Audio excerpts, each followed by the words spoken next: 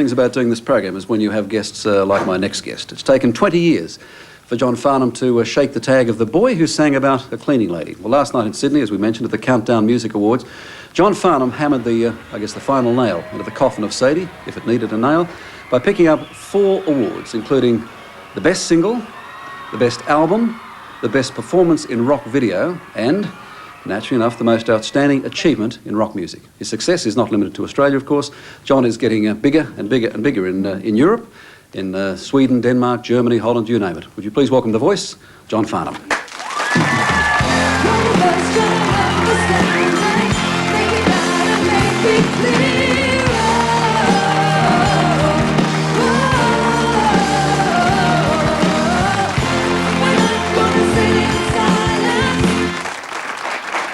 Thank you very much. Congratulations. Thanks, Ray. Long overdue. Well, I don't know about that, but I thank you for that. It's been a hell of a year for me. It's been just great. You said last night, the best year of your life. Yep, absolutely. In all sorts of ways. I mean, you know, the best thing, of course, that's happened this year is my wife is pregnant again. And when is she due, John? She's due in January. And the little boy is now... Robbie's 5.5. Right. And the devil incarnate. He's great. I just reminded John, in fact, of some years back when I was in 60 Minutes, we crossed paths in Los Angeles catching a plane home. And Robbie then was, I guess, only about 2.5 and running around the airport in Los Angeles. And he was running from mum to dad, back to mum. And John just stood there and looked at him and said, "He's so beautiful, I could eat him. He's so..." Is he still that beautiful? Yeah, I could suck the meat off his bones. I love him. I love him. He's great. He really is. He's a great kid. He comes out with some... all kids do, but I guess I'm a proud dad. But no, he's a great kid. Well, tell us the story. Come on, the one you told me about. It's a lovely story. He's got this thing about his clothes. He will not wear baggy jeans. You know, you want to put the kids in hip clothes and things. And he said, "Oh, no, Dad, I don't want to wear those. They're baggy. I want to wear me scummy jeans." I think he got that off me. And I said, "Look, you can't..." We were having a fight the other day, just playing, and his button popped off his shirt. And he said, "Oh, Dad, I'm going to have to go and change my shirt. The button's come off." And I got annoyed with him. I said, "Look, you cannot keep changing. You can't change 3 and 4 times a day. Your mum's got to pick up all these clothes. She's got to wash them and everything." And he just looked at me and said, "Dad, that's the person I am." And I said, "No, you're quite right. You go and change. That's fine with me." How do you argue? How do you argue with that? It's great. He's 55 years old. It's frightening. 5.5 going on 55. He's got me sussed. He can wrap me around his little finger. Well, the thing that gets me is that when the little hand comes around the head and Jenna says, "I love you, Dad." Yeah. Oh. Yeah. You know, he's going to be a great actor when he grows up. When we left to come up here for the awards show, we left him with my folks. And at the front door he said, "Don't go! Don't go! Don't leave me!" And because I was a bit concerned, naturally, and I rang from the airport, and apparently 30 seconds after we got into the taxi to go to the airport, he said, "Where's Grandad?" You know, it's unbelievable. I mentioned Sadie there, John. I guess last night and this year, as you can now put Sadie in perspective and say, well, she was important, she was fabulous, but she's in perspective now. Yeah, I mean, that was 20 years ago. Sometimes it feels like 27 years ago. And I'm not embarrassed about Sadie the Cleaning Lady at all. And I don't apologise. What about these photos? Are you embarrassed? No, I'm embarrassed about these photographs, yeah. Yes. Oh, yes. That's a beaut. No, you're really embarrassed. Oh. I've still got that suit. My son wears it and it's got no buttons on it. No. How old? Well, you would have been 17 then? No, actually, I was probably in my 20s there. Seriously. And I saw a friend at the airport yesterday. He said, "You look awful." I said, "Oh, it's great to see you again." And he said, "How old are you?" And I said, I'm 38. He said, "You look older." So I snotted him. He's no longer a friend, eh? Yeah, right. What happened? I mean, if you look back between The King of Pop and Whispering Jack, the success album, what happened there? Well, I'd done all sorts of different things. I mean, I got to the stage just before I joined the Wheatley organisation about 8 years ago, where I wasn't being stimulated by what I was doing. I was sort of still singing Sadie and Raindrops that I'd done 10 years before, still trading on those things and not moving forward in any way, and I wasn't being stimulated. I don't think it was particularly stimulating to the audience that I had, even though there was only 9 of them at the time. Seriously. So I decided that I'd pull my socks up, as it were, and stick my neck out. Sorry, were you actually doing clubs or doing pubs where there was only a handful of people? Oh, yeah. Yeah. Hard to believe. Yeah. In fact, there were less than a handful of people at a couple of the places. I remember going back to do a show in Dandenong, which was the place where I lived when I was a kid. And, you know, all my family came along, and that was it. None of my schoolmates came around. I was mortified. But I still enjoyed myself. I mean, I sort of still got paid for singing. Not very much, but I was singing. So but did you feel, I mean, what about the frustration? I mentioned a week before last, we had Kerry Bedell on, and I was saying to certainly the band and Jeff and the musicians, I've always said, in my experience, they've always said when they talked about great Australian voices, they would say Kerry Bedell is the musician's lady singer. Absolutely. And you were the muso's male singer.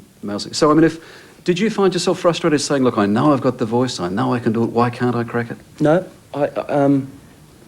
You should have. Well, this is not to make light of what's happened for me in the rest of the world over the last 12 months, but it really hasn't been the most important thing in my life.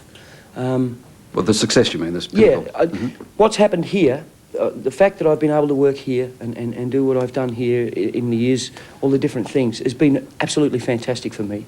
People have been saying to me, and Ian Meldrum is one of the main people. He used to give me hell. And say, you know, you've got to go, you've got to crack overseas, you must do this, why haven't you done it? And I got a lot of pressure because of that from all sorts of areas, and it seemed more important to other people than it was to me. I'm very happy with what happened here. The rest of the success has been absolutely fantastic, and I've loved every minute of it, but it really hasn't been the most important thing in my life. Well, it's probably I live here. What's kept you sane? Huh? Yeah, I think so, probably. Because certainly you'd appear in a Royal Command performance at the opening Opera House or things like that, and just do a knockout performance, and then suddenly you'd be back doing the clubs again after that. Yeah. Instead of somewhere, we'd see others unnamed people go overseas. Yeah, but that's the nature of the business. Successes. That's the nature of the business. When you say that you know, I am a singer, I mean, I'm not in the industry to impress other singers or to do any of that. I just want to make music that's accessible to people. I enjoy to sing. And I'll have a go at anything, you know. Yeah. Was there? Did anyone ever say to you, Molly as well, ever say, look, you're simply too nice for this business? I get that a lot. Do you? But that's okay. I don't really care about that. Oh. I am fairly easy to get along with. I don't see any reason to stamp my feet on the ground and jump up and down like a rat bag. That doesn't really. I think that's childish. Good idea. So I don't really see the need for any of that. I get mollies occasionally. You know, I can throw my dummy in the dirt, but it's pretty rare. Yes. Let's talk about Europe. We've heard a fair bit about that. Again, we would think that given your success here with the album, that you just walked into Europe and they welcome you with open arms. Wasn't the case. Well, it felt like that. It really did, because the record was released here and started to do all that work, and then... This was a Munich concert, by the way, just from the Willesee program. What a day that was. 110,000 people? Yeah. I wish I was getting $1 ahead. That was an amazing show. That was with Chris de Burgh and Joe Cocker and Robert Cray, who's coming out here shortly. It's a great band if anyone's watching wants to go see Robert Cray. It's great. And it was the first time I performed on the German stage live. And there was 110,000 people out there, and I think 99% of them knew the words to the song. Really? It was just fantastic. But you had done, in fact, the reason I said it wasn't easy was that was your 4th or 5th trip to Europe. Oh, yeah, we'd been backwards and forwards a great deal. So you'd been actually doing the talk shows, doing the radio... tours, yeah, all that sort of thing. I think the most horrendous trip we had, I got back, I went for a holiday, for a 2-week holiday, and I got back, and Glenn Wheatley, my manager, rang me and said, look, leave some clothes in your suitcase, because there's a good chance at 6 o'clock tonight I'll get a call from London telling us that we have to leave on a midnight flight. So I was there shaking sand out of my jeans, you know, so, oh no, I've got to go. And we got a call, and we left at midnight that night, and we were there for 2 days, or 30 hours or something. We were on the ground, or in the air longer than we were on the ground. I went over to do Top of the Pops, which is a television show. In Britain, right. Yeah, in London.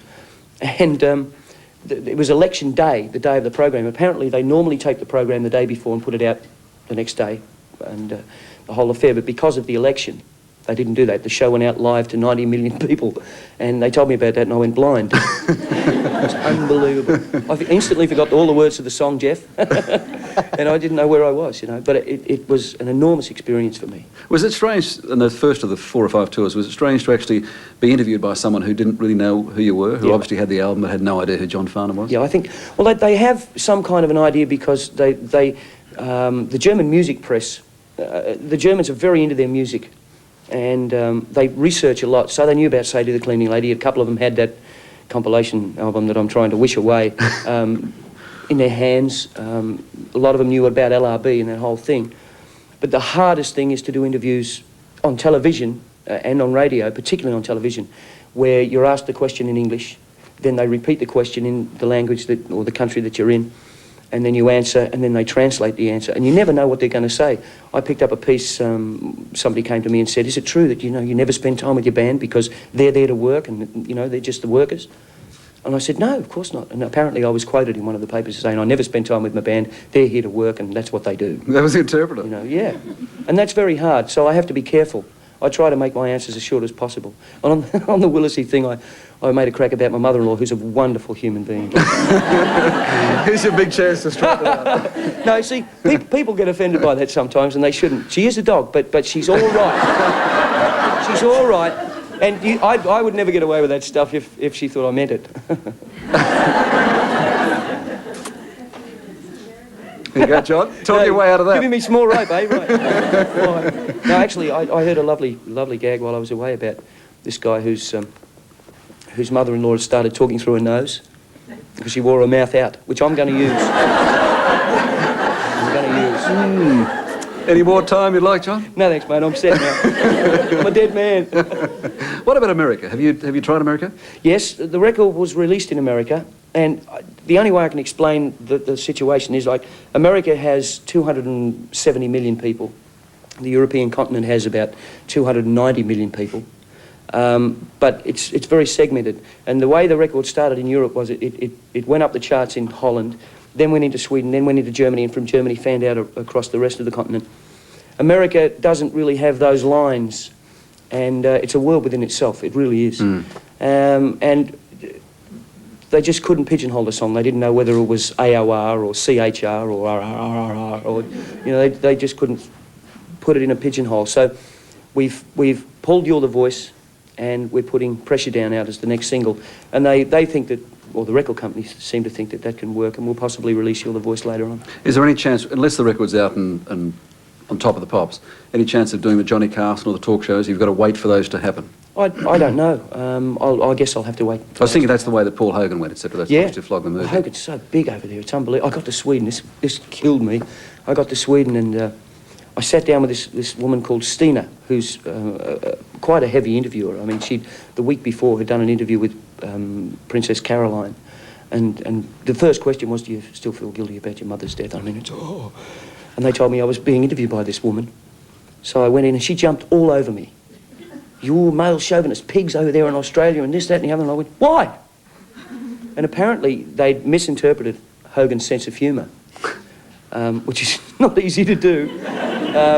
And he had said, or what they thought he said was, you know, if an Australian man had been asked by his woman to do the washing up or a bit of ironing, we'd slap him down. And then he left Maybe town. she was right. He left town and you came in. He left town and I came in and got snotted all over. I mean, they were jumping all over me. So I said, look, I want to see this tape. Get me a copy of the tape, and if that's the case, then I'll disagree with Paul and maybe we'll have an argument about it. Anyway, they sent me the tape and the man was being funny. But I said, no, Paul Hogan is a comedian, you know. Was he in his hoax? Did he have his shorts on? And they said, no, he had a suit on and he was serious. But he was kidding. Must have been kidding. Next time you see Hoax, yeah, right. you owe him one. I do. Congratulations again on last night, mate. Thanks, Ray. Lovely to talk to you, and we look forward to the... What's next? I mean, are you simply just going to take a rest? Yes, I'm going to take a rest. I'm doing another television show next week. Don't mention that. No way. No. And then I'm going to have a couple of weeks off, and then I'll probably go into rehearsals. We're doing another Australian concert tour. Fabulous. Which I'm really looking forward to. We're going to go all out in this one. And then... You mean you didn't on the other one? Well, yeah, we did, but we have to do it better this time. And I'll have do to you learn feel some that new pressure? songs. I think so. Oh, yeah. That you've got to somehow beat the voice? You're asking for a lot of money. I mean, because those places are so expensive to run, the expenses are very high. So, you know, you're asking for $23 to $25 to sometimes $30 a ticket. And so, you know, you have to give them something back. It's what people pay for the best overseas, and you're certainly the best here. Yeah, but, well, we'll be a bit cheaper than that. John, congratulations. Let's go to a break with You're the Voice. John Farnham, please. Thank you.